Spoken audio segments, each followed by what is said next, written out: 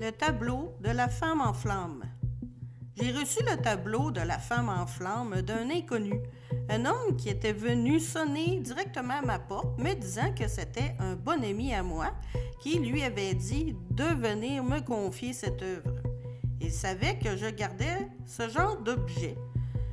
Il voyait bien que j'étais bien surprise, car peu de personnes savent vraiment que je suis une gardienne d'objets hantés. Il m'a expliqué que cela venait d'une succession et qu'il ne voulait pas embarrasser personne avec ce genre d'objet et qu'il ne savait pas quoi en faire. Qu'il avait été voir un prêtre qui m'avait alors référé. J'ai regardé le tableau. Il représentait une femme entourée de vives flammes. Un très beau tableau. Même, je dirais qu'il m'interpellait vraiment beaucoup. Je trouve que l'expression de la femme est fascinante. Je me sentais vraiment comme hypnotisée en regardant le visage de la femme. Sachant que les objets maudits absorbent notre énergie sans le savoir, j'ai déposé le tableau face vers le sol pour ma propre protection.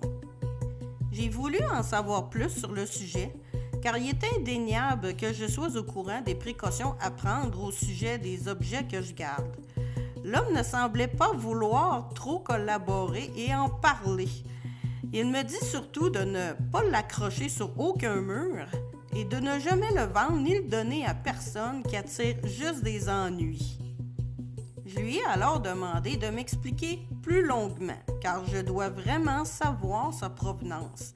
Je lui ai alors expliqué que ma mission est de protéger les gens contre ces objets maléfiques, que je ne peux pas ignorer leur parcours. Il me fallait absolument le plus d'informations possible.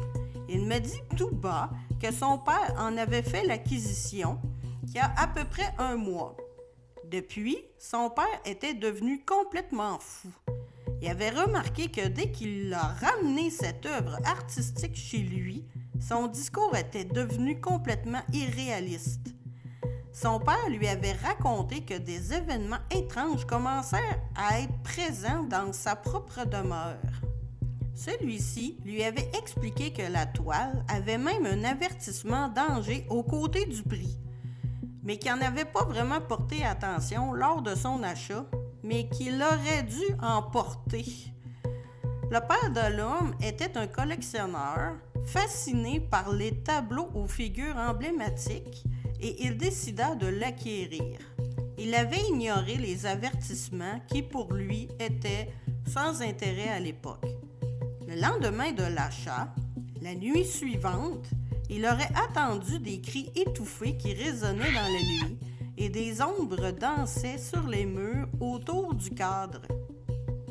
L'homme devant moi me spécifiait aussi que plus les semaines passèrent et plus le discours de son père devenait flou et incohérent. Le collectionneur disait qu'il avait vu la figure de la femme en feu se tordre violemment de douleur, que les flammes autour d'elle semblaient prendre vie et semblaient vouloir avancer dans la pièce où il l'avait accrochée. La femme hurlait dans des cris sourds une bonne partie de la nuit. L'homme s'inquiétait de l'état mental de son père, mais sans plus. Et restant en contact constant, pensait que la vieillesse devait le rattraper ces jours-ci. Un mois suivant l'achat du tableau, une triste nouvelle était venue le réveiller à l'aube. La police l'informa alors que son père était décédé dans un incendie qui aurait complètement ravagé sa demeure, et ce, en pleine nuit. Lorsque le fils retourna sur les lieux de l'incendie quelques jours plus tard, toujours en peine, il décida de fouiller dans les décombres. Il retrouva parmi les débris le fameux tableau de la femme en flamme.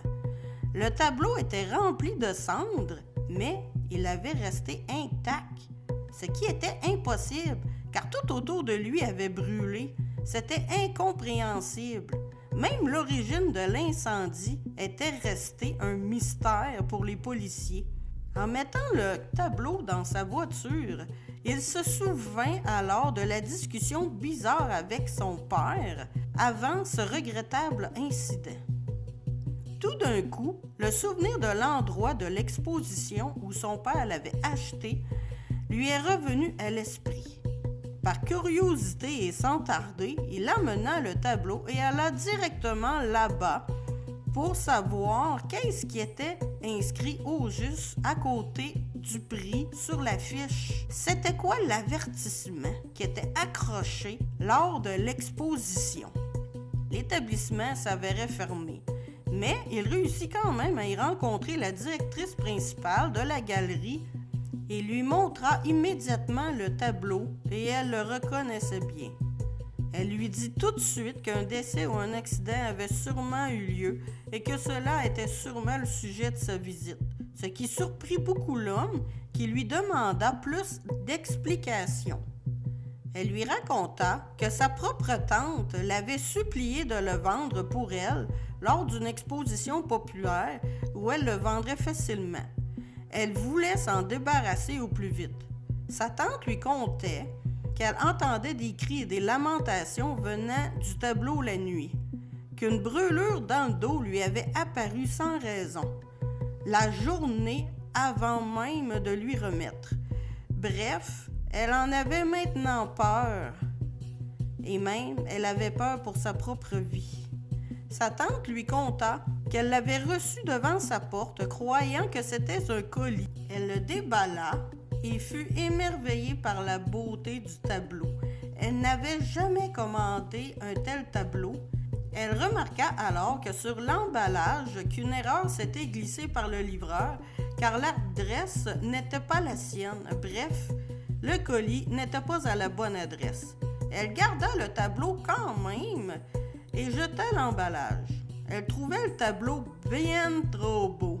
Elle se dit que l'autre personne de la véritable adresse se ferait sûrement rembourser pour ne pas l'avoir reçu. Sur l'emballage, il y avait une mini-carte où ce qui était inscrit à la main disparaît avec moi dans les flammes. Elle pensait que c'était le titre du tableau. Sa tante ne fit pas de cas et accrocha le tableau sur le mur de sa cuisine. À cet instant, l'homme me regarda et me dit alors qu'il n'en savait pas davantage sur l'historique de ce tableau, mais qu'à l'origine, il n'aurait jamais dû se trouver à l'exposition où son père l'avait acheté et que, d'après lui, il en était certain que ce tableau avait causé la mort de son père. Il rajoutait que, selon lui, personne ne devait avoir ce genre de décoration maléfique chez soi, que même lui n'était pas à l'aise avec cet objet en sa possession. Une malédiction devait certainement y être attachée, car selon ses observations, tous ceux qui osaient le regarder ont eu que des malheurs et des malheureuses conséquences, ou même pire, comme son père, meurt littéralement. J'en conclus donc que ce tableau a été peint avec une incantation vaudou pour emporter malheur à la personne de l'adresse originale, où il ne vint jamais été déposé. Plus je regarde le tableau, même maintenant, et plus je crois que cela représente une sorcière à l'époque qui brûle, carrément sur un bûcher. N'oubliez pas que, dans le temps, il était facile d'accuser une femme de sorcellerie. Lorsque j'ai pris possession du tableau, et après avoir fait une séance de neutralité des sorts et d'incantation, j'ai enveloppé ce tableau et je l'ai mise dans la cachette d'objets. Pour vous montrer le cadre en question, j'ai mis une photo sur le vidéo de YouTube. Alors, gênez-vous pas d'aller la voir. Parlant des sorcières, n'oubliez pas que l'histoire de la chasse aux sorcières est l'un des chapitres les plus sombres et tragiques de l'histoire humaine. Des siècles durant, des personnes, principalement des femmes, ont été accusées à tort de sorcellerie, persécutées et souvent exécutées par le feu, devant un public souvent avide de méchanceté. Ce phénomène a touché de nombreuses régions du monde, mais il est particulièrement notoire en Europe et en Amérique du Nord entre le 15e et 18e siècle. La peur de la sorcellerie remonte à l'Antiquité, mais elle s'est intensifiée au Moyen Âge.